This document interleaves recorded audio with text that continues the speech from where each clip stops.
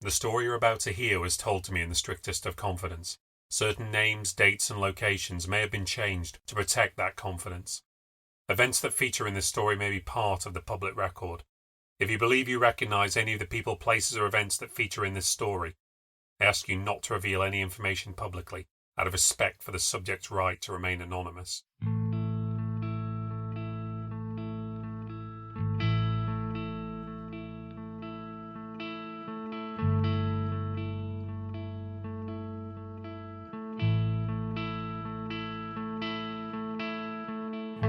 My name is David Paul Nixon, and this is the New Ghost Stories podcast, where we delve into the New Ghost Stories archive to hear witness accounts of the supernatural.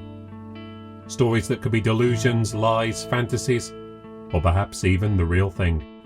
Just don't make your mind up until you've listened. The world is full of living ghosts. People who exist on the fringes, just out of sight. People who are easy to see if you want to look for them. People with complex problems, mental and or physical. Sometimes they're obvious. They're sitting in a doorway or passed out on a bench in the middle of the day. Sometimes they're a little harder to spot, perhaps behind a broken window in a house where the garden is overgrown. Or maybe they're with someone, but their head is bowed, their eyes are to the floor and they're staying silent. We know suffering when we see it, yet mostly we prefer not to. We know these people are there, but we don't want to get involved. To reach out and take a chance involves a risk, a chance that we might have to put something on the line and experience some awkwardness, some difficulty, spend some of our precious time. Far easier to ignore a problem. Far easier to turn our eyes away and hope someone else will take care of it. The sad thing is that sometimes it really doesn't take much to make a difference. A few words, a moment or two of your time, a little generosity. The smallest of things can make a troubled life easier. It can give a little hope to the hopeless. But it's still easier to just walk by and not notice, as if what we have planned and we intend to do with our time is so much more important than the welfare or suffering of another. I'm not one to point fingers, of course. I'm no different. Reaching out to other people is something I've never been good at. But when you write so much about ghosts, it's hard not to ruminate on the consequences of isolation. Ghosts aren't public creatures. If we see them at all, it's invariably when we're alone. And it's quite typical for those who do see them to already be in a state of distress, as if it takes some great personal crisis for contact to take place. There are times when we can be so desperate to have company, to not be on our own, that we can either create a presence in our mind or somehow summon it from somewhere beyond. Today's case is one of the longest in the New Ghost Stories archive. It begins during someone's childhood and continues into their adolescence, because when there's no intervention, suffering and abuse, they just carry on. The subject whose story I tell in this episode responds to their problems by retreating from the world, a defense mechanism that's common. And as you listen to their words, you'll no doubt ask yourself what's real and what isn't. This is a case where it's hard to know where fantasy begins and ends. The subject is conscious of creating a fantasy world for themselves, but they draw a distinct line between what they have imagined and what they have experienced. You may find it difficult to do that. You will want to consider carefully what you hear. Though there is much ambiguity, a great many of the events in this case are absolutely verifiable, I can assure you. Those details are extraordinary and devastating enough on their own. Because of its length, this story is going to be split over 2 episodes, with the conclusion going live next month. A fittingly epic way to finish the 2nd season of the podcast. As before, there will still be content to bridge the gap between seasons. I'll be publishing a new bonus episode in August, and I'll be running a poll soon on my Twitter to choose which story I read from a selection of classics. So keep an eye out for that and follow me if you haven't already at New Ghost Stories. And now to our story. I will leave the final judgment as to what exactly occurred, as always, to you. What I will say is that there is almost no situation in life that can't be improved with just a little moment of kindness, and that it is worth being kind to even the smallest of creatures. This is New Ghost Stories case number 246. It's called Prince of Foxes, and you can listen to part 1 in full after these messages. Before we begin, I'd just like to ask a little favour. If you listen to the show on Apple Podcasts, I'd really appreciate it if you could take a moment to rate and review the show. It really helps people to find the podcast, and that in turn makes it easier to produce more episodes in the future. Thank you. And now, onto the story. Just a heads up to say that the narrator of this story is female. When I was little, I used to watch the foxes playing at night. They weren't playing, not really. They were scavenging or hunting or whatever. But to me it looked like they were playing games. I used to give them names, but I couldn't really tell them apart. They could do whatever they wanted, and, in my head, they were all friends, having good times together. I'd watch them from my bedroom window after Nan put me to bed. On the other side of the fence at the end of her garden was this unused land where there was a disused railway line. You could still hear trains. There was a line running a bit further away, but this part was dead and overgrown with grass and weeds. It probably really upset people in the neighbourhood, but no one did anything about it. I'd sit up late and watch the foxes appear and disappear, crawl under or climb Nan's fence and disappear into this world under the grass that was theirs, a secret world. I used to think about it and dream about it a lot when I was growing up, because there was nothing I wanted to do more than just disappear. I loved my Nan. She was the best thing in my life. My parents would drop me off at hers when it suited them, and she would look after me, and everything would suddenly be normal. There'd be breakfast in the morning. My lunch would be ready to take to school. My shirt and my skirt would be cleaned and ironed. I'd be at school by 9 and I'd be picked up at 3:30. It was all predictable and stable. She cared for me, looked after me properly.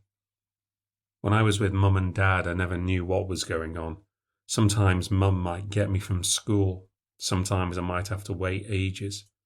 Sometimes Dad would get me. Sometimes I might get picked up by someone that worked for him, who I'd never even met before. My teachers would have to call him to check I wasn't being handed over to some pedo who'd come in off the street. When I got handed over to my Nan, I knew what was going on. Mum and Dad were getting rid of me.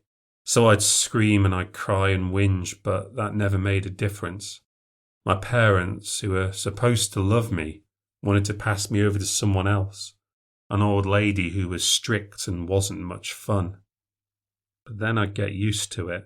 I'd suddenly know what it was like to have a real parent, someone who looked after you, someone who cared about you and paid attention to you, helped you with your homework. That can't have been easy, getting me to do homework. Mum and Dad didn't really care, so I didn't care either.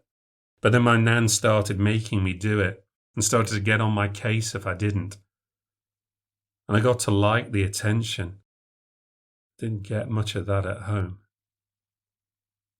Dad was a criminal. He owned a garage which was his legitimate business. And I guess you could probably get your car fixed there. But the parts were probably stolen, and he might steal bits of your car without you noticing, like your airbags. Dad never did any of the work. I never saw him get his hands dirty. All the work was done by teenagers and a few other hangers-on. Creepy old guys with names like Mick and Dave and Keith. They'd check out the cars and then go to the office and tell Dad a bunch of stuff. Dad would come out and spout a load of bull to the owner. Make it out it was worse than it was. But you were lucky because he just happened to have the parts you needed. So it was going to be expensive, but not as expensive as it could have been, and at least you'd get it done today. You went in to get your spark plugs changed, and left with a new gearbox, windscreen, wheel rims and exhaust, and new spark plugs that didn't work properly. That was just his regular work. He did other stuff too. He never told me exactly how he was making his money, but he wasn't that bothered about keeping it secret. He'd boast if he thought he was on to a winner, especially if he really got one over someone. I know he was into stolen goods, stolen cars obviously, and he did drugs too, both sold and took them. Picked up on all sorts of things, not that I really understood them at the time. You don't know what's normal when you're little, not until you see it, and then you know you're the one who's different. Nan was careful not to say bad things about Mum and Dad. She was good like that, but I knew. And there'd be these little comments here and there. She was afraid to upset them. Mum was vindictive. If they rowed, she'd threaten not to bring me over. But that wouldn't last because it was too easy for them to dump me there. They didn't always tell her that they were bringing me over. They might just show up. But Nan was always happy to have me. Can't have been easy for her to bite her tongue. She was a tough woman, my Nan. A real battle axe. She would not take shit from anyone. She definitely didn't take shit from me. There was no pudding if I didn't eat all my dinner, no staying up late on school nights, no staying up late ever if I didn't do my homework first. I would get angry and say that Mum and Dad let me do what I wanted, but she wouldn't have any of that. She'd stand her ground until I did what she wanted. I might throw a tantrum and say I hated her, but that wasn't true.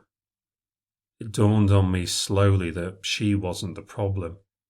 It was confusing to be told to do stuff and be made to follow rules, and actually find out good things would come out of it, like having clean clothes and nice food.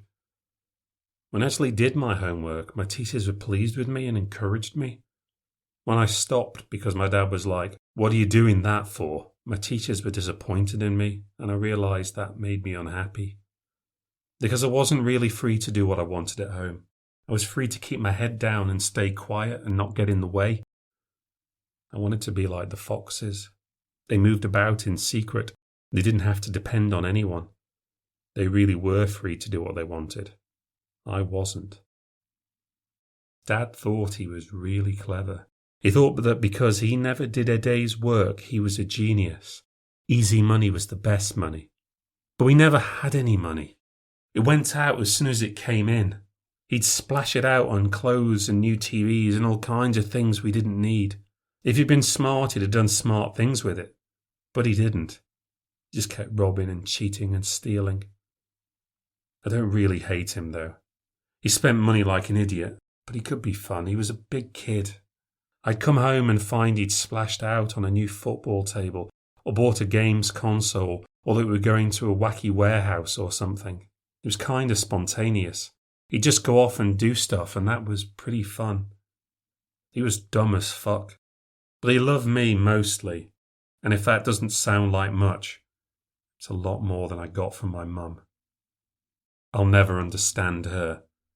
That fucking bitch. I don't know how she could come from my nan and be so different. You had to love her. That's all she cared about. You had to love her and give her all your love and affection.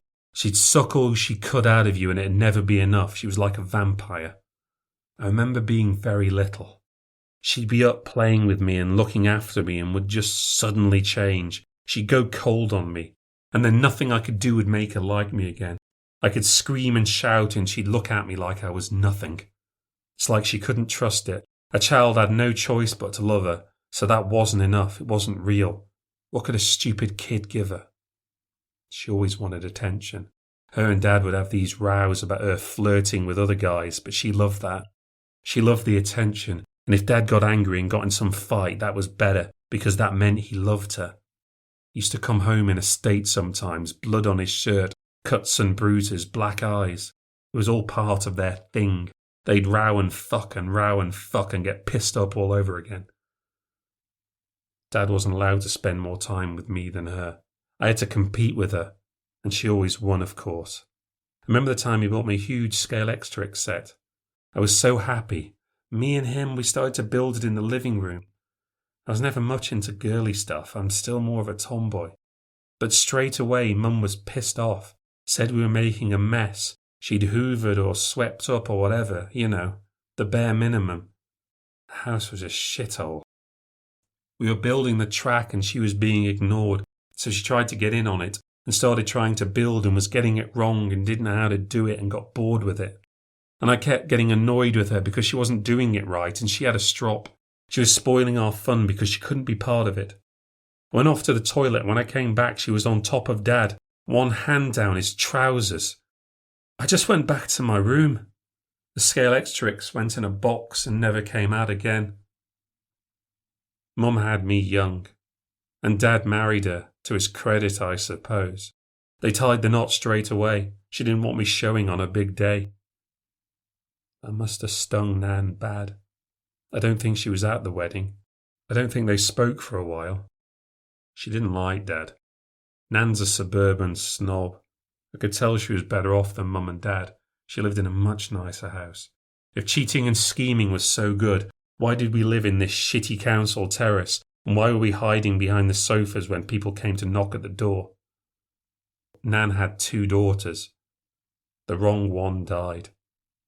Horse riding accident, I think. And then her husband, my granddad, died. I think that's when she started talking to Mum again, because I'd been born then. And Nan wanted to know her granddaughter. She wanted to make sure I was okay and being looked after, because she knew they couldn't be trusted to do it. She was probably lonely too. Old woman on her own, not many friends. I remember seeing her cry one time. Mum and Dad had come to pick me up and I saw her watching from the window as I got in the car. She went away from the window when she saw me looking at her and didn't wave goodbye. I asked Mum, "Why is Nan crying?" And she said, "Because she's a silly old woman." Nan was okay to them, but they didn't bother. They called her a cow, said she was stuck up, a bitch, tight-fisted. She wouldn't lend them money. She refused to. She would buy things for me if they asked, but would never give them money. She was too smart for that. I knew Nan wasn't a bitch. When I talked to kids at school, life with Nan sounded a lot more like what was going on with them and their parents than what happened with mine. I wasn't even supposed to tell anyone what my dad did for a living. Mum told me not to. And that was weird because he was supposed to work at a garage. Why was that secret?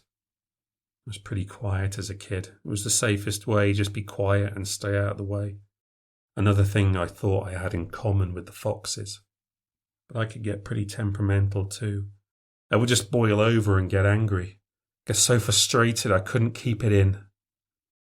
Like if I really wanted to do something, like get some help with my homework, and Mum decided she couldn't be bothered after she said she would, I might just suddenly explode. It was always a bad idea. Mum was much better at tantrums than me. She hit me sometimes. Not all the time, just a few times. I remember one time she picked up a belt and smacked me across the face. I don't even remember what I did to deserve it. Even she looked shocked she'd done it, but when I started to make a lot of noise, all the sympathy went. She shoved me in my room and told me to shut up. She'd do anything to make sure she got the last word in any fight. I just started to bottle everything up. I don't know what the teachers at school must have thought. They were probably afraid of Mum too. The stupidest thing of all about my mum was that she had so much fucking pride. If someone accused her of being a bad parent, all hell would break loose. She could not possibly be a bad parent. I didn't tell my Nan when she hit me. I was afraid if I did, Mum would get angry and wouldn't take me to see her anymore. It was always best just to go along with what Mum said. It hurt less.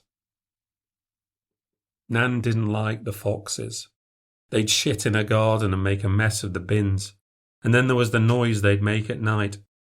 Nan was always complaining about it, but I thought that was them singing. I thought they were cute. She thought they were nasty and dirty.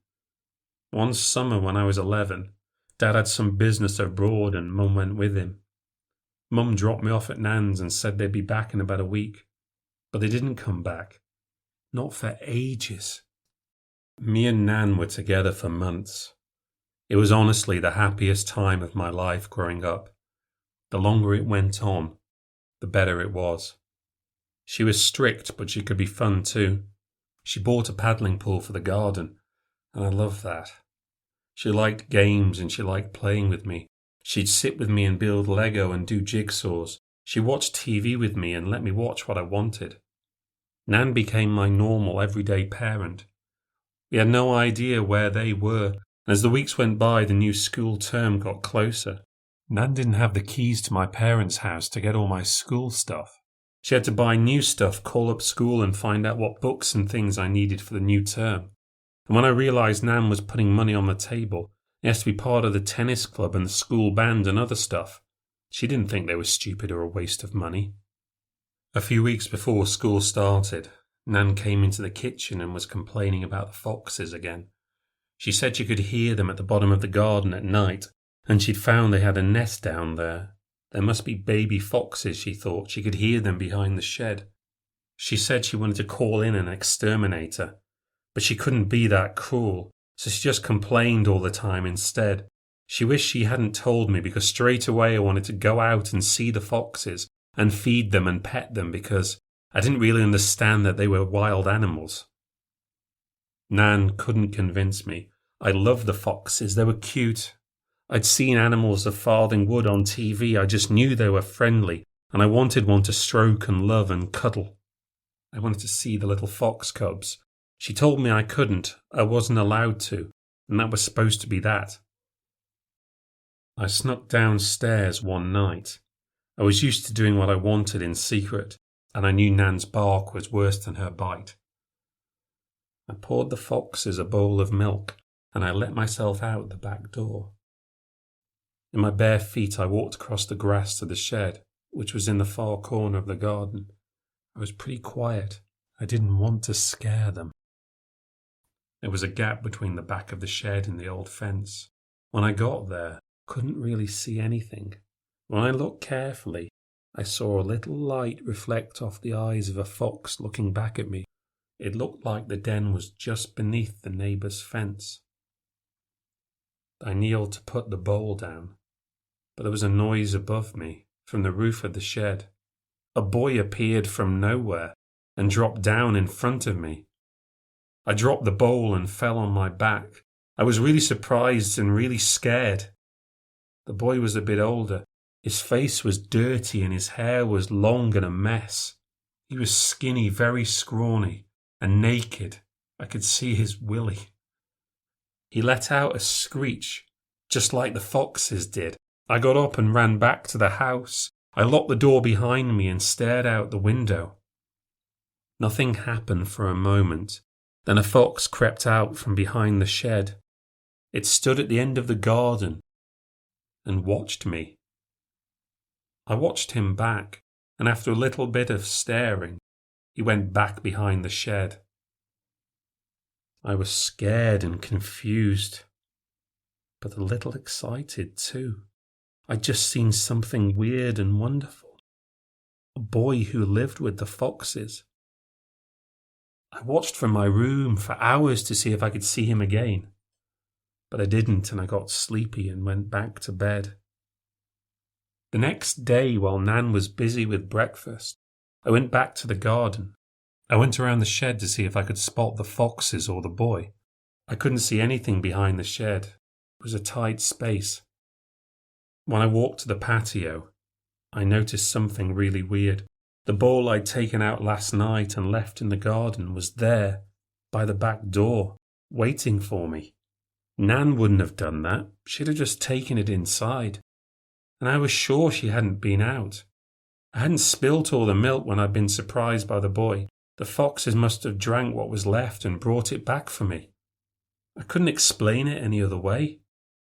If I'd been a bit older, I'd have thought it was a joke. But as a kid, I thought I'd really been right about the foxes all along. That they really did have their own special world. They weren't just animals. They were special. And one of them could transform into a full-size boy. I was so excited. I discovered some kind of magical secret. I thought about telling Nan, but I didn't think she'd believe me, and she hated the foxes. This was going to be my secret. I liked it that way. I started to put bread out for them at night in secret. I'd stay up late and watch them, waiting for them to take it, but I'd get bored and fall asleep. In the morning, the bread was gone. Then one time I saw a cat try to take the bread, and from nowhere the foxes showed up and scared it off. They knew I was watching every night. They'd just been waiting for me to go to sleep. They were clever, really smart. I became obsessed with foxes.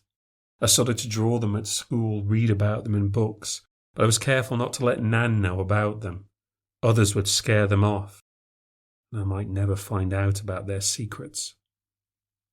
I had to be even more careful when school started, because Nan was putting me to bed earlier and making sure I was doing my homework in the evenings.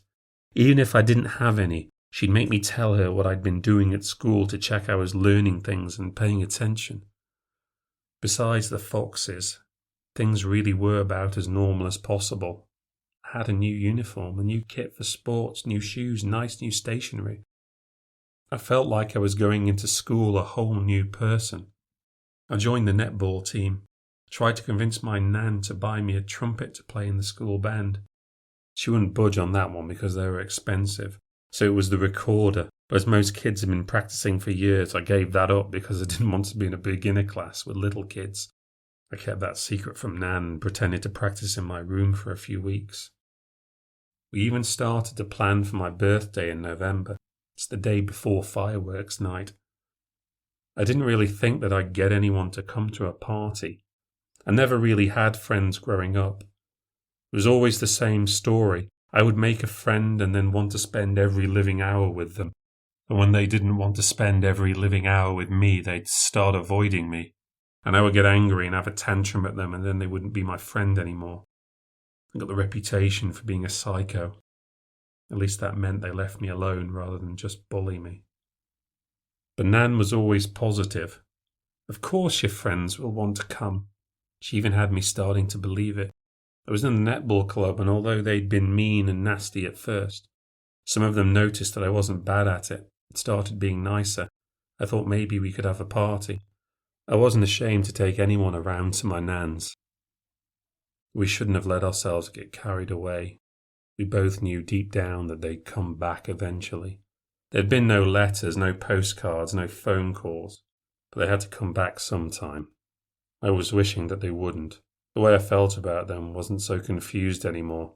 I just hated them. I didn't want to live with them anymore. We drove past the garage one time. It was still open. This tall, thin guy was there, talking to the customers. I had no idea who he was, but I'd find out soon enough.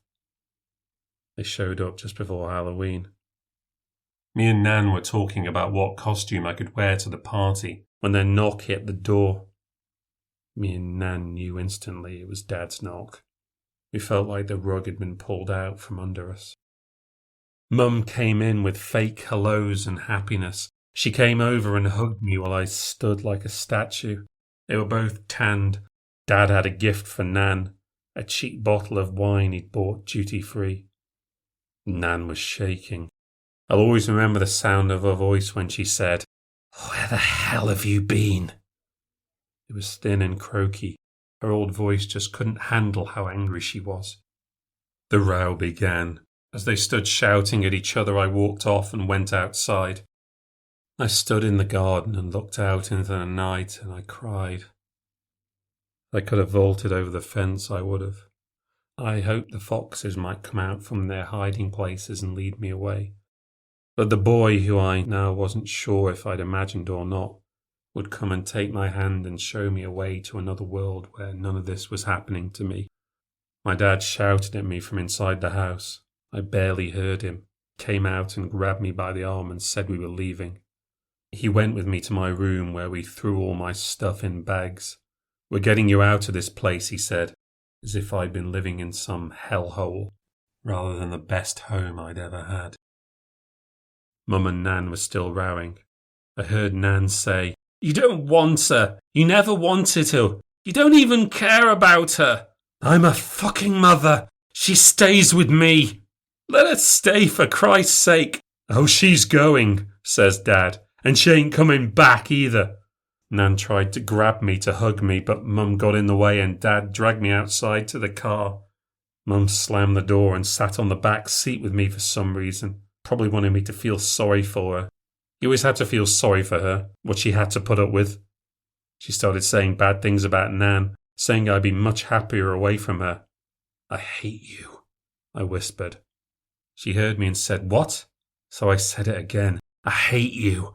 I said it louder and louder and louder, jumped on her and hit her over and over, shouting, "I hate you, I hate you, I hate you." Dad pulled the car over, dragged me out, put me over his knee on the curb and smacked me in the street. I lay with my face down on the back seat the rest of the journey, screaming and crying until they carried me back into that house and locked me in the bedroom. God, I hated them. I hated them from my gut. I just wanted to escape, go anywhere, be anywhere else but in that house with them. But what could I do? I was still in primary school.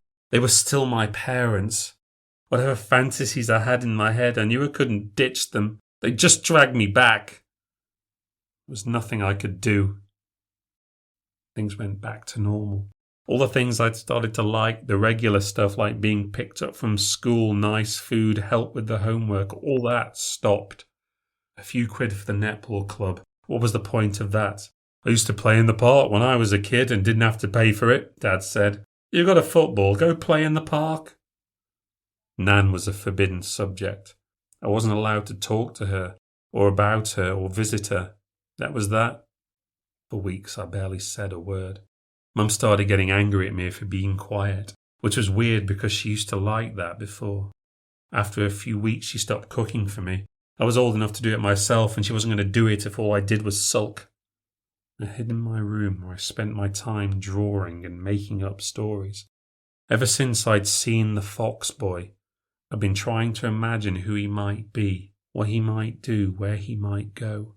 Even though I'd seen him only once, I knew that he was in charge of the foxes. I'd read that they were solitary animals, but they were working together at my nan's. I'd seen them. This was some kind of fox gang. Was he a fox or was he a boy? I came up with an Alice in Wonderland kind of story where, in the grass and weeds of the scrubland behind my nan's house, there was a portal to another upside-down world.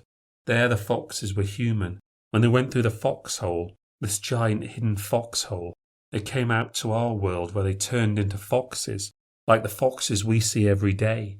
And when I, because I was the star of my own story, went to their world, the opposite happened and I turned into an animal. I was a squirrel.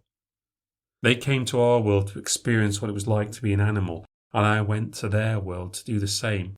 Animals were free, and they weren't cruel or selfish or nasty. Not in my world, anyway. Because these animals were also people. The fox boy, he was the fox's dog in their world. He was their loyal guard dog, and when they came over to our world, he became a real boy. But he still behaved like a guard dog and protected them. He was my best friend in both worlds because he always looked after me. It was a silly story, and it didn't make much sense. But I needed the escape. I spent my birthday at the fireworks night at the local cricket club. My parents got drunk while I stayed in the playground looking after 5- and 6-year-olds. It was the same every year. We didn't go because I wanted to. It just happened to be my birthday. Got a new bike at least. It was around this time that Terry appeared on the scene. They called him Uncle Terry to me, although there was no way he was my uncle. And I don't just say that because I hated him from the moment I saw him. I say it because he was tall and thin. My dad was like a pot-bellied pig. It was him I'd seen working at the garage. He had big teeth and stunk of cigarettes even more than Mum. He'd call you babe or sweetheart or gorgeous, even though I was 11 years old at the time. He was friends with Dad and they seemed to know each other from years back, but I'd never set eyes on him before. Suddenly he was over a lot. Him and Dad had something going on, and it wasn't just a few drinks down the pub or selling stolen cars. Terry was more careful about talking about his business. He didn't just say stuff or boast. If you saw me around, he was all charm, pervy, weird charm. He was a bigger drinker than both Mum and Dad, and even more unpredictable. He might show up in the middle of the night, bringing the party with him. Dad was suddenly away doing a lot of stuff with Terry. If anyone else had got him up in the morning, my dad would have been up in arms. But when it was Terry, it was all fine. He was in awe of Terry. He seemed to want to impress him. He was always kissing up to him. Something was going on. I didn't know what. Even Mum didn't seem to mind Terry being around. She didn't seem to mind him spending too much time with Dad or then being woken up in the middle of the night. Whatever was going on, she was in on it too. Christmas was horrible. I got told off for not being excited about my presents. I was too old for dolls and I didn't really want to play video games. I got a new telly for my room, which was something. Even more excuse never to go downstairs. We had Christmas dinner at a pub. Terry's mob showed up. I sat around until my dad sent me home. Spent the evening on my own. New Year's Eve was even worse. Dad had a house party with the music turned up really stupidly loud. Terry's gang came over and they ended up rowing with the neighbours, yelling at them over the fence. Terry tried to climb over and start a fight. It wasn't even 10 o'clock. Police showed up before midnight and there was another big row. Terry and some other guy I never saw before got arrested. The party moved to a pub down the road. I got left alone again. I remember going to my room and spotting Mum's handbag on the bed in their bedroom. It never normally left her side. Her cigs were in there. I took it and found what I was looking for, her address book. I didn't know how to get in touch with Nan. I didn't have her number, and I didn't really know where she lived. Not how to get there anyway. I wanted to speak to her so much. I wanted to hear her voice so badly. I thought she might still be up. Mum and Dad normally sent me over and we'd watch the telly. But with me not being there, would she still be awake? I rang her at about 11:30. It rang for a long time. When she picked up, when I heard her voice, I started to cry. "Katie, is that you?" "Nan, I want to live with you. I hate this place. I hate living here. I hate my life." Nan started to cry as well. She sounded tired. After I told her all that had happened over the past few months, she said it had to stop. She was going to make it stop. Mum and Dad didn't take care of me properly, and she could have me taken off them. She'd always thought about it, but now she was going to do it. Speak to a solicitor and social services and finally have me taken off them. It was music to my ears. I was so happy. I thought she was going to storm through the door the next day and take me away with her, and I'd never have to see them again. I went to sleep happy. It was all going to be over, and I was going to be living somewhere else. But nothing happened. Weeks and months went by and nothing happened. School started again and things were just back to normal. I was too stupid to write Nan's number down. I just put the address book back in Mum's bag, and then when I wanted to call her again and find out how she was going to save me, I couldn't. I waited ages. The call finally came in March, but it wasn't the call I wanted. Nan had had a stroke, and she was in hospital. As the next of kin, Mum got the call to go and see her. I remember her telling Dad. Even she seemed to feel bad about it. Her mum almost dying managed to trigger something even in her dead heart. Not enough to take me along, though. When I overheard them talking, I demanded I go with her, but no. I was still off limits to Nan. She still hated her that much she wouldn't let me see her. When she came back from the hospital, I overheard them talking about her. Mum said Nan didn't even know what day of the week it was. Nan was in hospital for a few weeks. I begged to see her, but Mum and Dad said that was a bad idea. I would get upset by seeing her.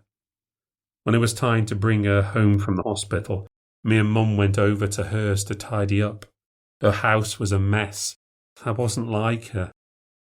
She'd been unwell a while before she ended up in hospital. She'd had several small strokes that had knocked the life out of her, bit by bit. We found out that one of the neighbours had spotted her on the floor in the living room and called an ambulance. I remember when Dad brought her over that day. She was so frail. She was always old, but never acted old. She was active and determined and alive. And now she could barely stand up on her own. She looked like a skeleton. She didn't even remember who I was. Mum had to remind her. Then she said, "But Katie's just a baby." Didn't know where she was and what was going on. She had to be looked after like she was a child. She had to be fed and helped into the shower. She had to be helped to dress and helped down the stairs. Mum was caring at first. She looked shell-shocked when she looked at Nan. Nan was this strong, powerful person, and now she was like a cripple. Mum stayed with her and helped her like a daughter should, for a while at least. The effects started to wear off quite quickly. It didn't take her long to start complaining about what she was having to go through, what she was having to do for Nan, and how disgusting it was to watch her shower or watch her use the toilet. It was always the same with her. Do some work, stick with it a little bit, start moaning about it, then moan about it all the time, then give it to me to do instead. I knew by the third day of Nan coming home that it'd be me who ended up looking after her. So I started helping early and being helpful and trying to make things easier for Mum. I might have been a child, but I knew I was going to have to be the grown-up and help Nan get better. And she did get better, bit by bit, but it was slow. After the first few weeks, she needed even less help. She was still easily confused by things. She kept calling me Becky. That was the name of her other daughter. She kept saying she wished her mum was more like Becky. That really didn't help things. When Mum realised the Easter holiday was coming up, she knew that was the time she could pass Nan on to me to look after. Dad, in a rare showing of backbone, told her it was a bad idea, but I knew he'd cave in. Once Mum started going on about how hard things were on her and started using her tears, he'd just fold. I was angry and asked him if he'd be helping out. He looked at me like I was an idiot and said he'd be busy at the garage. This was obviously women's work. So every day, all Easter, I looked after Nan by myself. I had to help her up in the morning, help her onto the toilet, help her into the shower, and shower with her. Then I'd bring her downstairs and make her breakfast. We'd eat it at the kitchen table, because there was no eating off your laps in the living room in her house. I still followed all her rules. We'd sit and watch telly together. Maybe we'd talk, maybe we'd play a game, although she was always forgetting what she was doing or where she was. It was so hard. I had to sit and talk to her about the same things over and over again. She'd been so sharp before. She would forget who I was or confuse me with Becky, and I'd try not to get upset about it. She'd get better. I knew she would. She got a little better every day. And just maybe I could stay and keep living with her. I started to tell her my stories about the foxes. She didn't seem to mind. She seemed to enjoy it. She didn't seem to hate the foxes now, but maybe that's because they didn't come around anymore. The neighbours had bought a huge guard dog who barked all the time and scared them off. To top everything else off, it looked like I'd never find out their secrets after all, or whether I'd really seen the boy or not. One night I was walking her up the stairs and she thought I was Becky again. She started to talk about me. "That poor girl, Katie," she said. "Adele and that ape she married. They don't look after her and they don't love her. God knows what's going to become of her. She's going to grow up dumb and stupid like he is, I know it. I'd feel so terribly ashamed about what's happened to her." She was still talking about it when I put her to bed. "I should have done more for her. I'm going to regret my whole life that I didn't do more for that poor girl." "You'll look after her, won't you?" She brushed her hand across my cheek. "You're such a good girl, not like your sister. I can always rely on you." I could barely hold in the tears and went downstairs to cry in the kitchen. Listening to the neighbour's dog bark made me think how alone I was. Even my fantasy fox friends had deserted me. I was sure she would get better. She could still help me. I could still have a home here. But Easter wasn't going to last forever. Once I went back to school, she was at the mercy of Mum again. I could come over in the evenings and on the weekends, but that was all. I tried to convince them, Mum and Dad, to let me stay at Nan's all the time, but that made them suspicious, like I was trying to run away and stay with Nan, like Nan had wanted. I don't know why they couldn't let me go. They didn't really want me, but they thought I was their property. I belonged to them, so why give me away? In their own heads, they thought they were good parents. I was just a moaning, miserable brat. I tried to tell Mum how much Nan still needed me. She snapped at me and said she didn't need me to tell her what to do. Couldn't be sure she'd do anything right to help her. She only cared about herself. I cycled to school in the morning and over to Nan's in the evening. Nan had managed to get used to a routine. She just needed help doing certain things because she wasn't very strong. She struggled to get in and out of bed and down the stairs. Mum should have always been there to help her with that, but she'd come over when it suited her, and Nan would just have to wait in bed till she got there. In a sick way, that probably helped her get better quicker. She started to remember what Mum was like, so that made her get more self-sufficient. So she dragged a chair to her bed so she could grip something when she needed to get up. She started to go up and down the stairs on her bottom. You couldn't keep her down, my Nan. But it wasn't enough, not in the end. She caught a cold, just a stupid little cold, but she was too weak. About a month after Easter, things were getting better with her, and even she was telling me not to go over so often. She hated me worrying about her. I was looking forward to half term so I could be there all day. But she was telling me she could cope with more. Mum was only doing her shopping for her now. So I was only going over a couple of nights a week. And when she started blowing her nose and saying that she had a cold, I didn't take it seriously. She said she was fine, but she always said that. That's what people always say. I let myself in one day, and I knew the house didn't smell right. When I shouted for her, I got no answer. I got worried and ran upstairs. She'd fallen out of bed. She was staring up at the ceiling and she wasn't moving. Pulled the duvet over her, ran downstairs, called 999. I waited for them in silence, not really believing what had happened. I remember that I was shivering. I felt cold even though it was summer. When they got there, the ambulance people, I barely said a word. I just showed them upstairs. And when they started to ask lots of questions, that's when I started to cry. I cried and cried, cried. Mum was sad when she came over, but it was a performance. She needed the people who were there to see that she was upset, but she didn't really care. Her and Dad talked to the police and the ambulance people for hours. I talked to them too, telling them the same story over and over. When they finally stopped asking me the same stupid questions, I walked outside into the garden. I was tired from talking and crying, and I wanted to be alone. I was feeling like the loneliest person in the world, and all my hope for a better life was gone. My one and only friend was gone, and there was no one left. I was stuck with my parents forever. As I walked around, I hit something with my foot. There was a plate on the patio, a plate with a slice of bread on it. The plate was cracked and chipped and dirty. The bread felt fresh. I looked at it closely and saw teeth marks on the one corner. The foxes had brought me bread. They'd given me a piece of bread just the same way that I used to bring them bread before.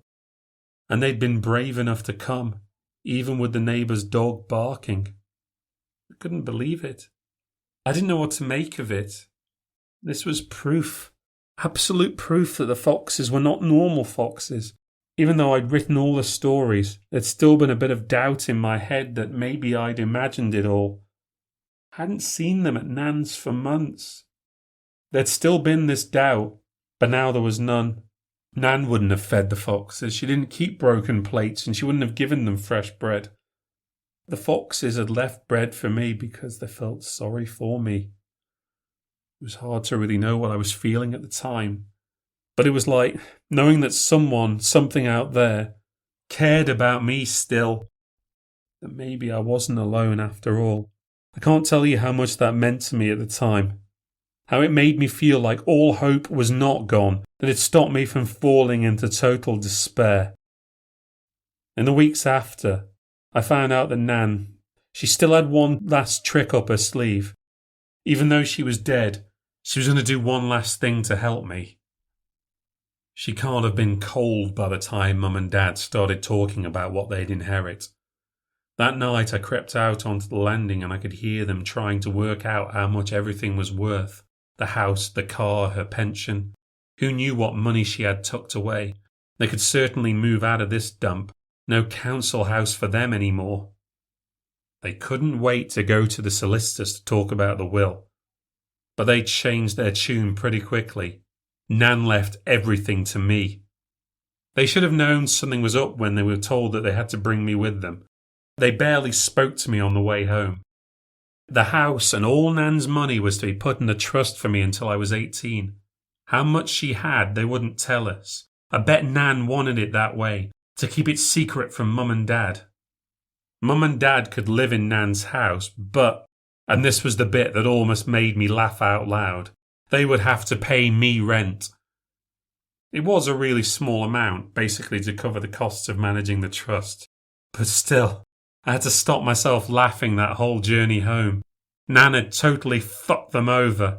She'd given me everything I needed so that one day I could have my own home, my own money, and I could turf them out as soon as I hit 18.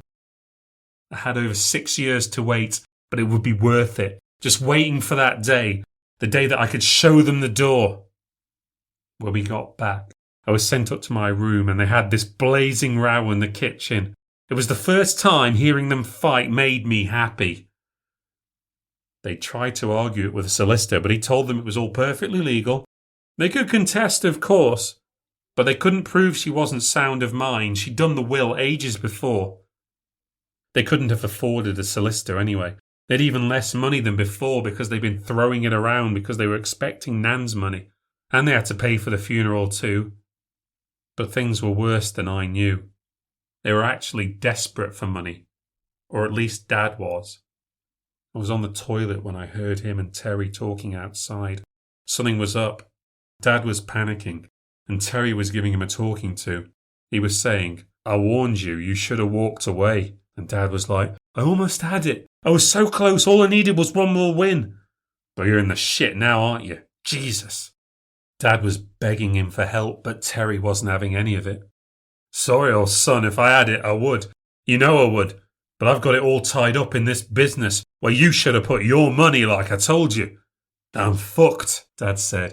"He's not going to let me work it off, is he? He doesn't know you. He ain't going to give you any work. He just wants his money. And I'm fucked. Totally fucked." Terry told him to keep his voice down. I didn't hear what Terry said next, but Dad didn't like it. He didn't like it one bit. A few days later, Dad revealed he was selling the garage. It was sold fast, and the price he got for it caused more rows with Mum. I don't know if Dad told her why he needed the money.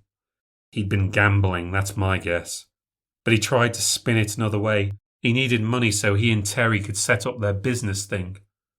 I'm guessing there was enough left after he paid off his debts for him to hand some over to Terry. I wouldn't be surprised if Terry had set the whole thing up. Got him into debt so he'd sell up the garage and give over half to him. Now that Nan's money was all going to me, it kind of made sense that he needed to find another way to fleece my dad out of cash. Terry wasn't his friend any more than he was my uncle. Terry was setting up a security company. That's as much as I could work out at the time. I didn't know why it was such a big deal, but I'd find out. After Nan's funeral, which was just another excuse for a piss-up, we moved into her place. While I owned the house and all the money, the furniture and all the stuff inside did go to them. Presumably it was just less complicated to do it that way. They sold anything they thought might be valuable, including Nan's car, but that wasn't worth much. Dad just pretended like it was his house, and just seemed to deny that he was living under my roof. Mum had to make a bit more of an issue out of it. "Don't you get any ideas?" she'd say. "This is our house, the family's house, and you'll do what you're told. Do you understand me?" I'd just sit in silence so she'd repeat herself. Do you understand me? Our arguments always went like this now. I refused to answer, and when she'd get angry and start yelling, I'd get up and go away. If she was in a particularly bad mood, she might grab me by the hair, pull me back and shake me. Then I'd have to answer her. It was war between us now. Nan wouldn't have died if she'd looked after her. I hated that bitch, and I was at the point where I wasn't shy about showing it. It helped that I'd had a bit of a growth spurt. Mum wasn't very tall. By the end of summer, I was almost her height. But just because I was getting cockier doesn't mean she was less vindictive. When I ate one of her yogurts this one time and told her I didn't care, she went outside and slashed the tyres on my bike. You couldn't win. She'd go to any length to get one over on you. There's no telling when she might go off. I learnt never to joke about owning the house. When she got angry with me for not taking my shoes off, I said I didn't care because it was my house. So she said, "Watch this," and took a kitchen knife and scraped it across the wall, taking off the paint and plaster. If you want there to be anything left of this house when you get to 18, you better change your attitude and show me some respect. That one sunk in. Her and Dad could wreck this place and make it a dump like they did the last house. But later, when I saw Dad have a go at her for ruining the paintwork, it made her look pretty stupid. It was a rough summer. Couldn't wait for high school to start. It was a chance to meet new kids and start fresh. It was more fashionable to be stroppy and sulky and introverted there. My fashion sense was somewhere between goth and grunge. I was the girl who the other girls bought cigarettes from because I was always stealing them from Mum and Dad. They always had a big supply, either stolen or bought duty-free in bulk, and I'd steal them from Mum's handbag too, just for the hell of it. She suspected me sometimes, but never caught me. The whole house stunk of fags anyway. It wasn't like she could smell them on me.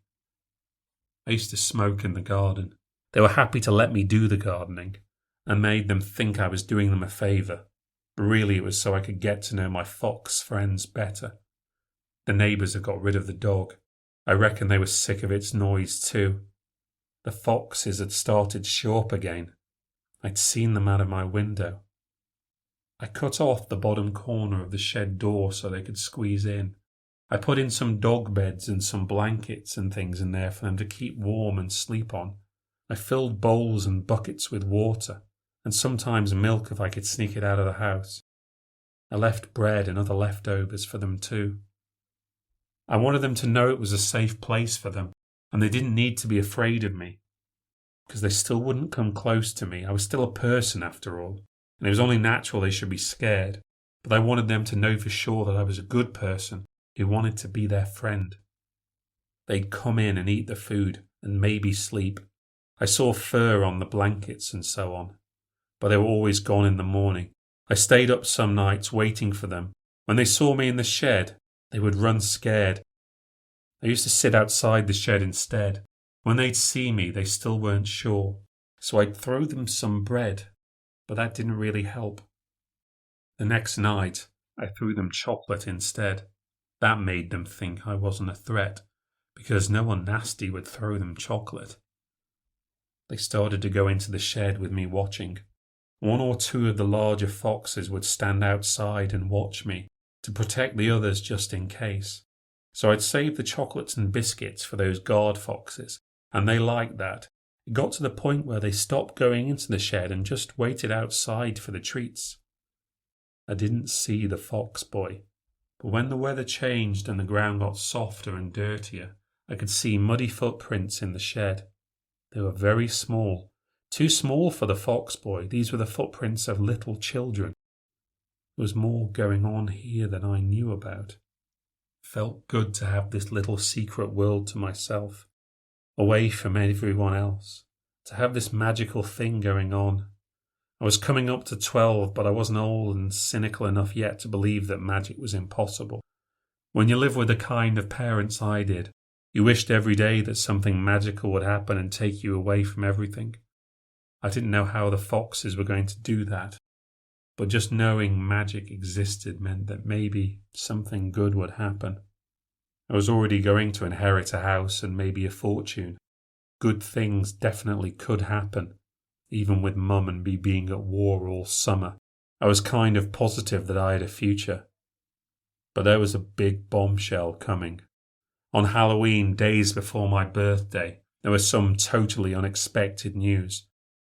Mum was wearing a sexy witch costume. She was getting older, but she didn't dress like it. She wanted me to help her with a corset. "Thought I'd wear it while I still can," she said.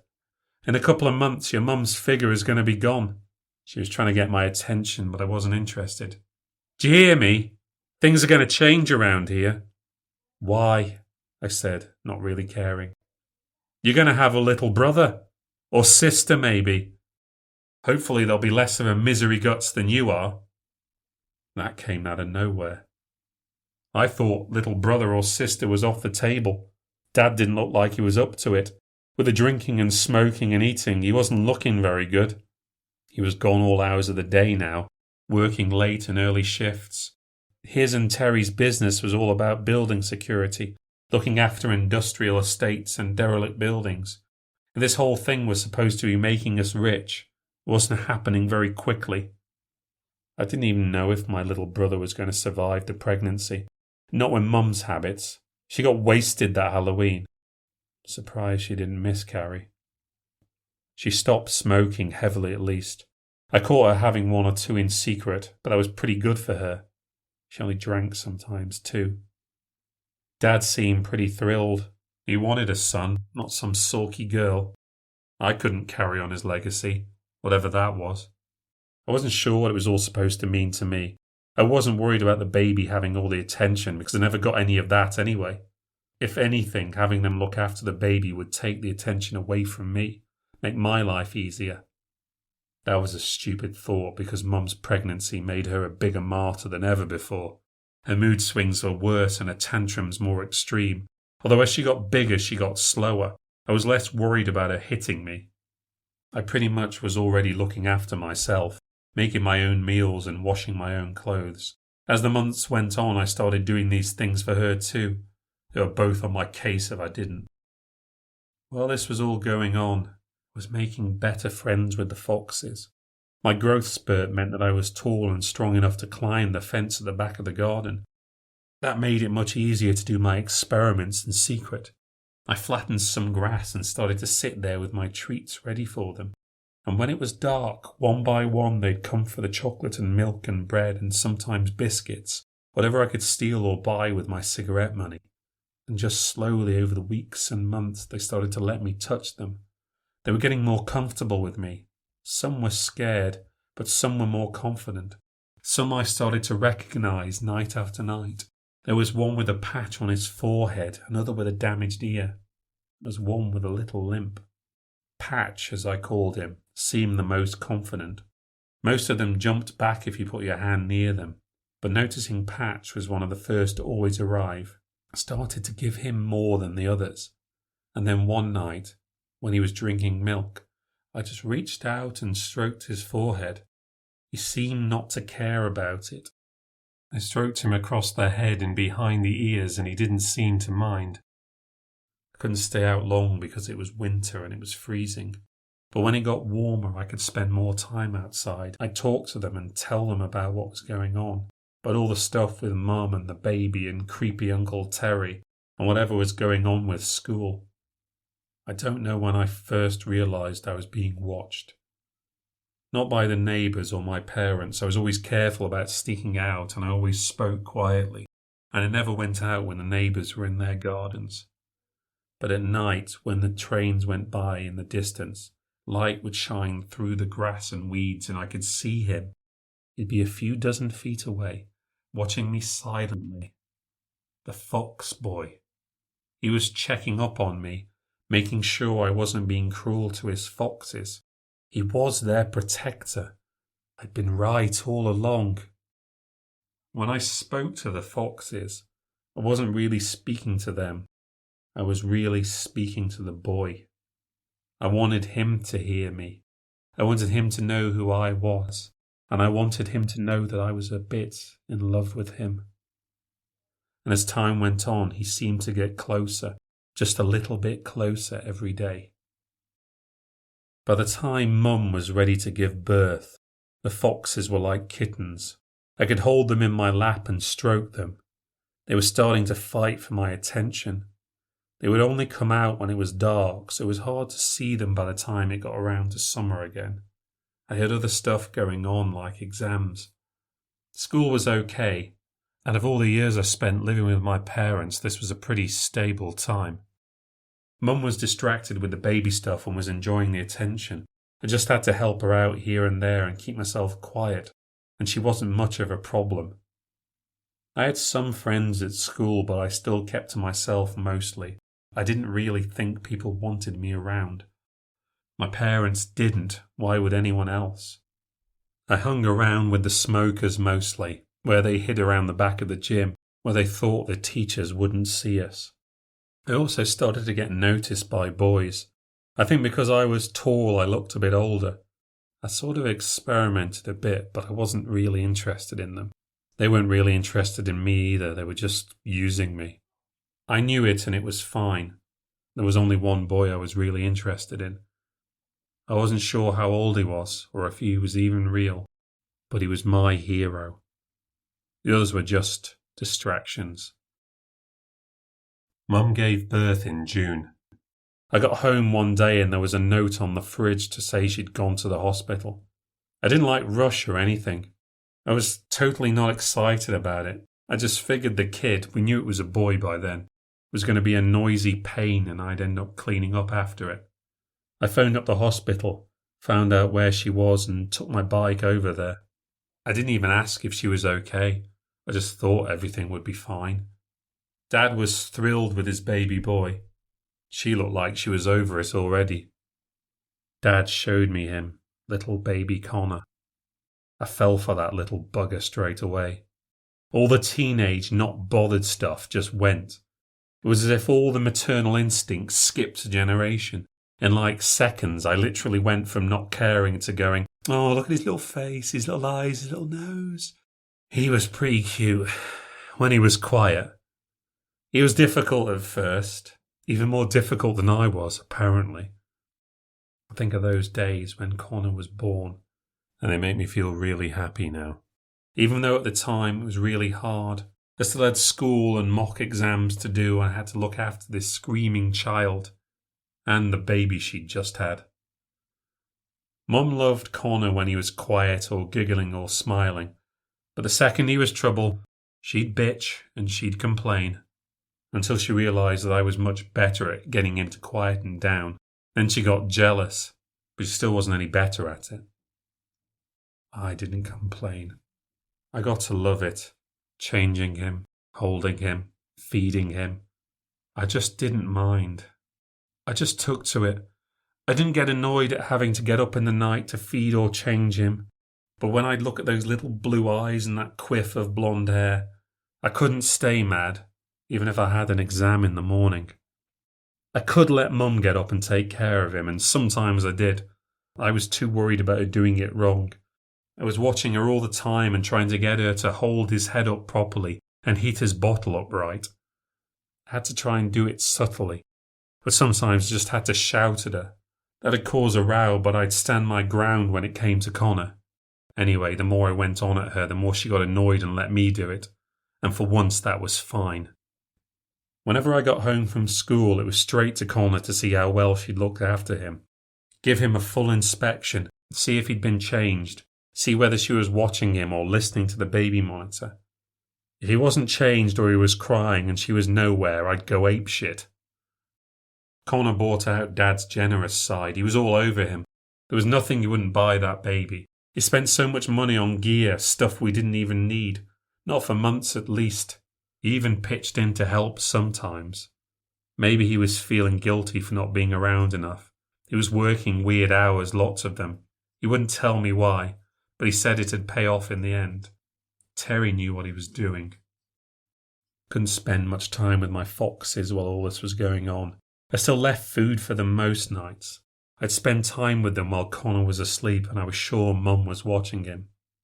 I'd tell them all about him, what he was learning, what sounds he was starting to make, and the boy would watch and I'd pretend not to stare at him back.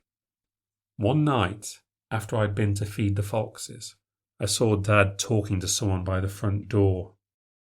It was the police. I asked him what was going on. He was worried but pretended not to be. He said he'd be back later. Don't tell Mum. She'll only get worried. Dad didn't get back for hours. It was very late. But not late enough for Terry. He banged on the door after midnight and woke us all up. They had a long, not very quiet chat, the three of them. I knew something big was up, but I didn't want to know, and they weren't going to tell me anyway. Things were tense for days. I'd walk into the room and Mum and Dad would suddenly stop talking. I asked and Mum said it was none of my business. I tried Dad when he was alone and he said, "It's nothing you need to worry about, love. It's going to work itself out." He wasn't convincing. I don't think I'd ever seen him afraid before. He was actually scared. I could see it behind his eyes. The night before he died, I walked in on him in the bathroom. He was sat on the toilet with all his clothes on.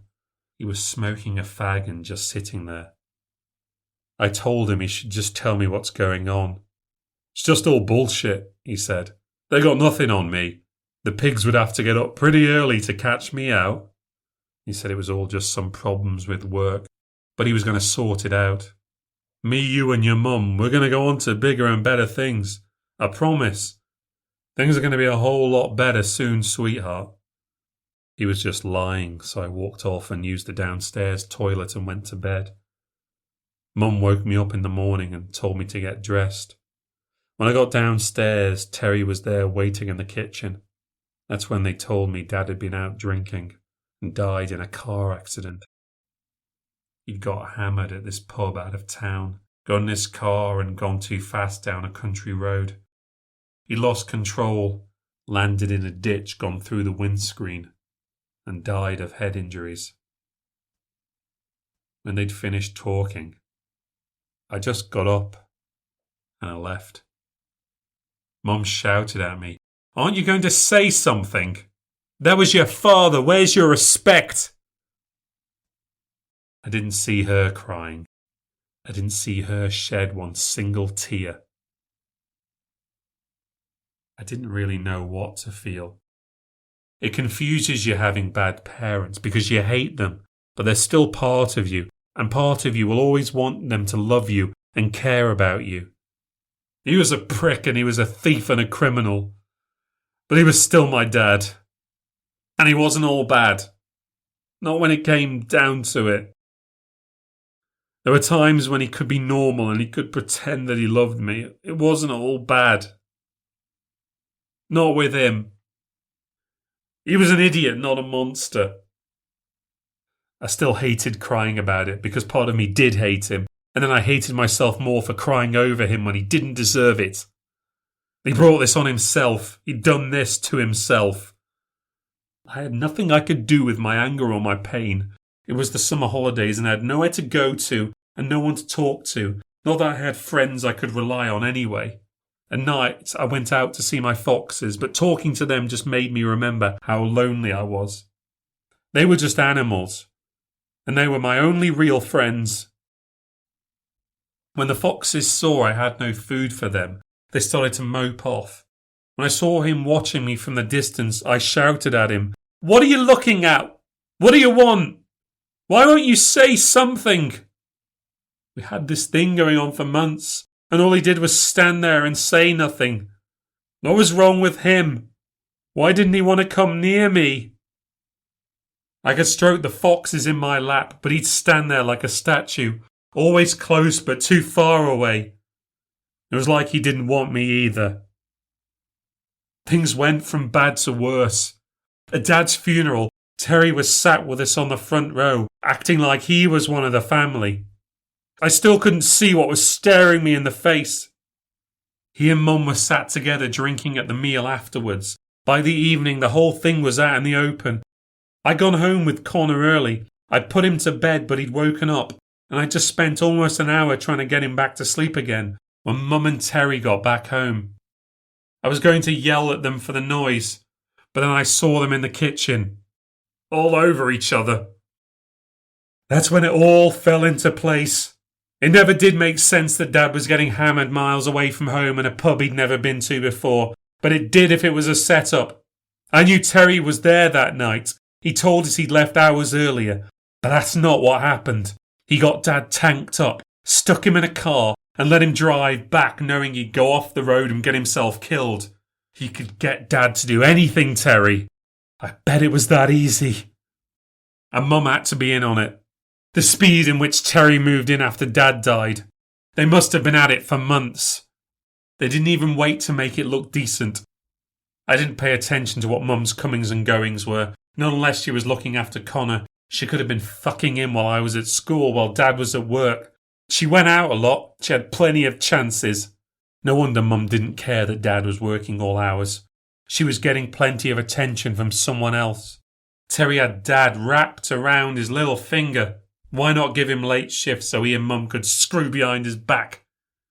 It was like having the rug pulled out from under me. It took time to really put it all together. If Mum and Terry had been having an affair, how far back did it go? How long had it been?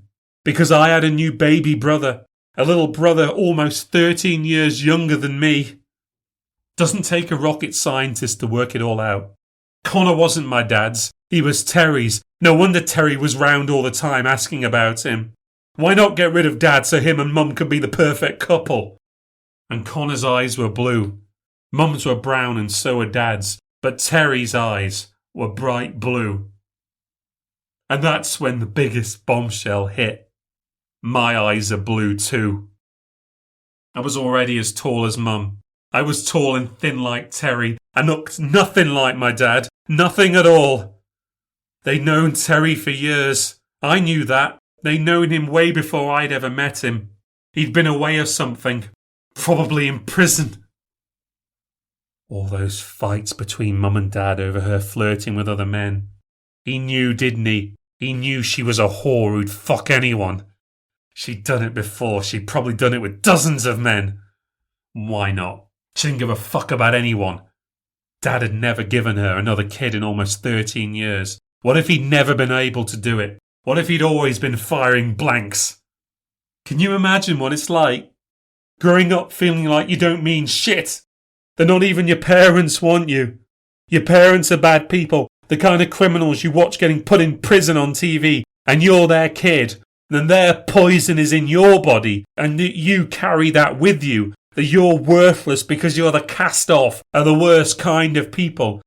And not even they want you. You're even worse than they are. Imagine finding out that you're even worse than that. That your own mother is the sort of woman who'd kill your father. And that he might not even be your father. That you were from something worse. The type of man who looked at a 13-year-old girl and eyed her up and talked like he was thinking about fucking her. I wanted to be sick. I wanted to slit my wrists and let all the poison out. I didn't want to live. The idea of waiting a few years to inherit some money wasn't good enough anymore.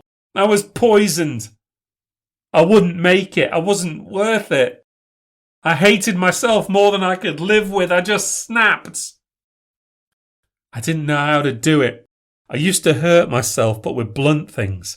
I never used knives to cut myself, and I didn't want to be saved. Not by them. I wanted it over, and I wanted it over fast. So I went over the fence again, but I didn't stop and wait for the foxes. I walked through the overgrown grass and weeds and down the bank. I went over the disused rail line and over the train line that still worked. A chain fence blocked it off. A train went past. I watched it like a zombie. I walked along the fence until I found a place where it was broken enough for me to squeeze through. There was this part near a concrete post that just lifted right up. I could crawl under if I wanted to. I stood there shaking. I don't know if I could have done it or not. I don't really remember what was going on in my head. Maybe I was scared. Maybe I was waiting for a train to come. I heard footsteps and saw the fox boy was standing by me. He was standing as close to me as he was that first day I saw him. He slapped me in the face. I fell against the fence. It was a complete shock. He grabbed my hair and pulled me away from the fence. I screamed and I shouted at him. I was being hysterical. He pulled me along for a few meters until I got my balance back and I pulled away from him. I fell down in the grass. I was never really sure how old he was. Sometimes he looked young, barely older than 10. Then other times he seemed closer to 20. Maybe it was just how he needed to be, small when he needed to be fast, big when he needed to be strong. He was strong just a minute ago, but now he was smaller, less big, less threatening, but still angry. He looked furious. I got up and started shouting random things. What's wrong with you? You hurt me. Before I got hysterical again and burst into tears. I was on all fours crying and he just watched me. He said nothing. But then another voice said, "You have to protect your cubs." It was the voice of a little black girl. She can't have been more than 6 or 7 years old. She wasn't even as tall as the grass. She wore a tatty dress and no shoes and her hair was a mess. There's nothing more important than your cubs. You have to protect them. You have to, all of the time. She was a little bossy boots. She had trouble saying all the words, but she had no problem making herself clear. They were talking about Connor. He's not my cub. I'm not his mother. He's nothing to do with me. The fox boy kicked the ground in anger. Bits of mud flew at me. It's your responsibility, the little girl said, although she couldn't pronounce it properly. You've got to look after him because he has no one else to do it. I can't do it, I screamed. I can't carry on. The fox boy came over to hit me and I screamed. He changed his mind and turned away and kicked at the ground again.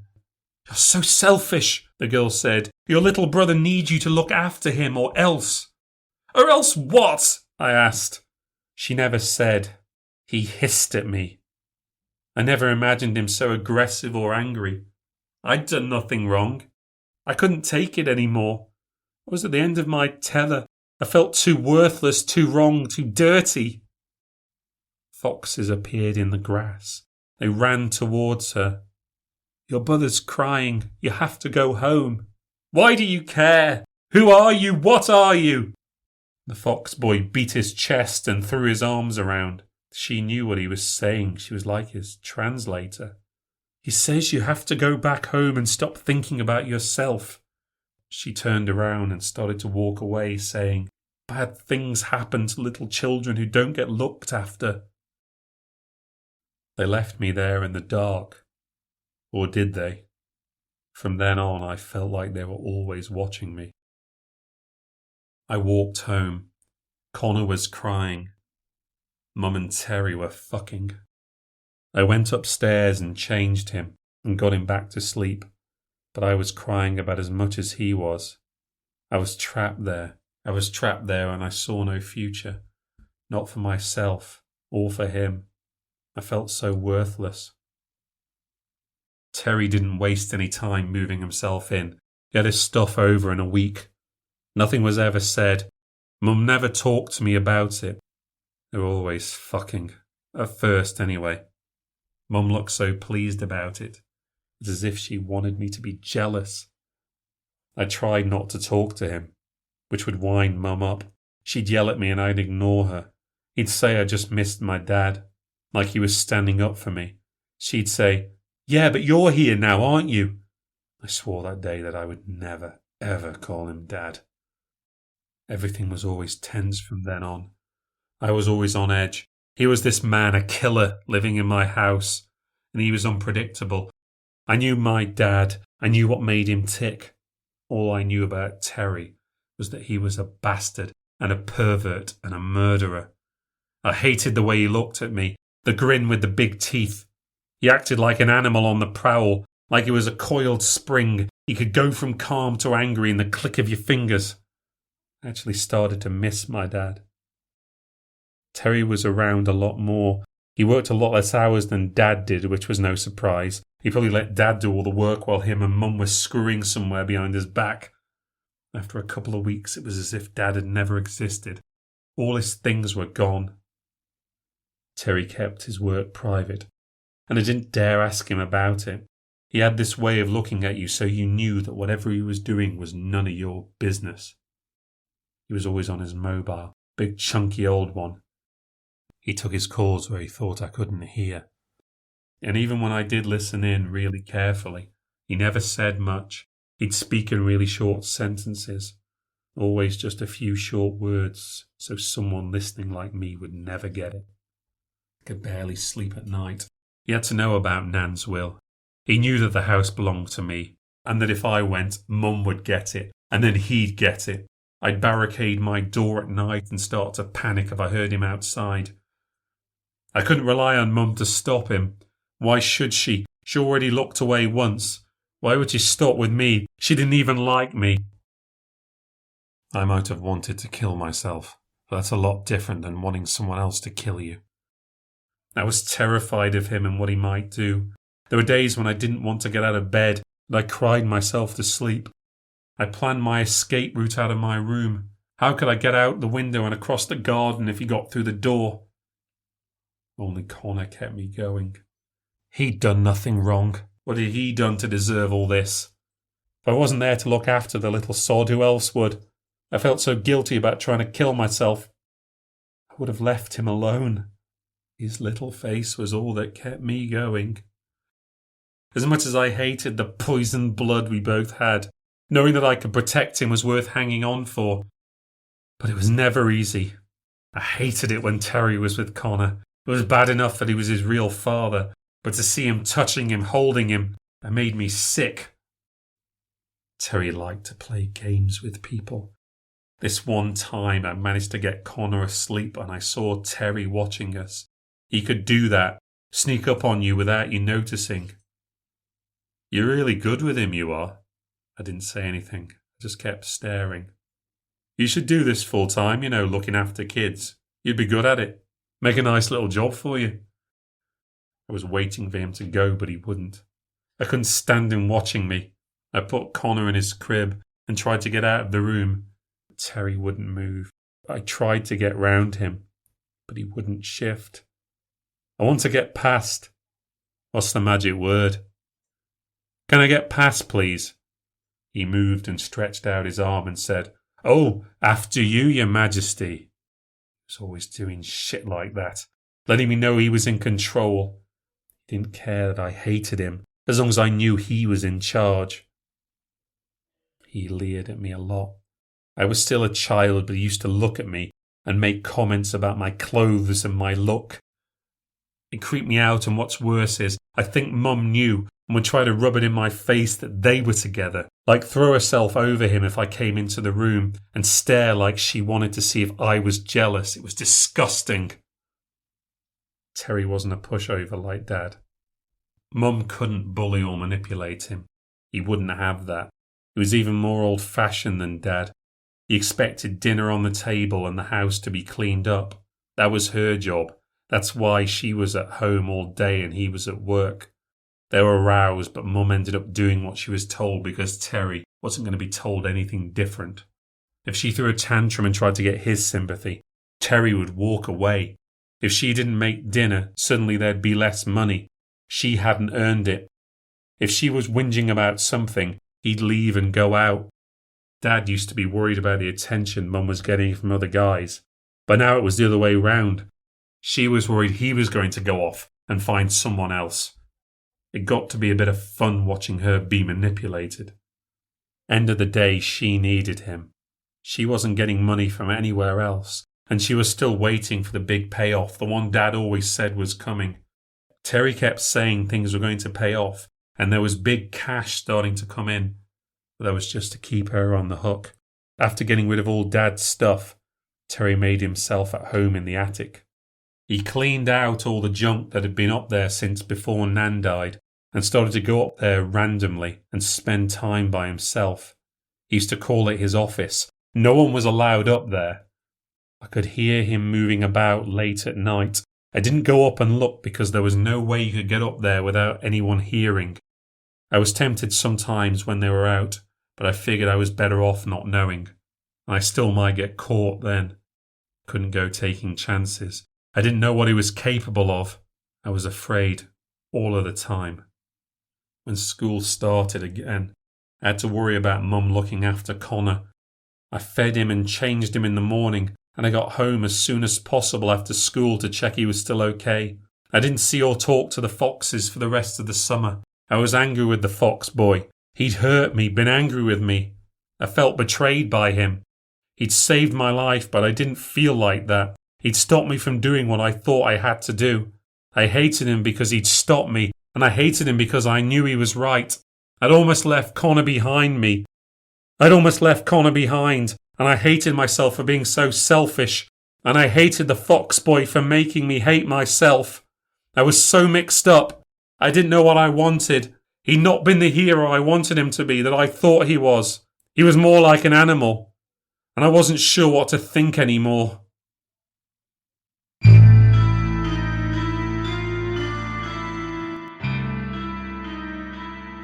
Thank you for listening to the New Ghost Stories podcast.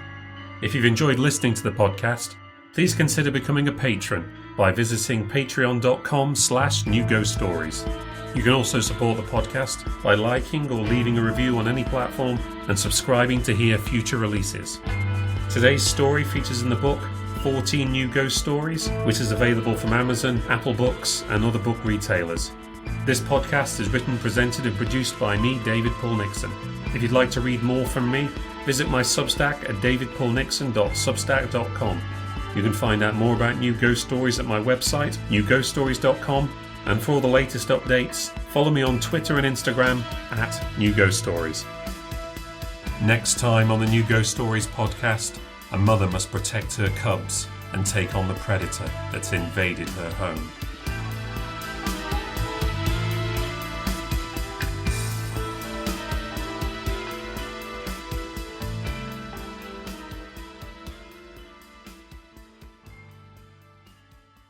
The New Ghost Stories podcast is supported by Horrified, the website that celebrates and champions British horror, covering films, television, books, fiction and more. You can visit Horrified at horrifiedmagazine.co.uk and find them on Twitter, Facebook and Instagram at HorrifiedMag.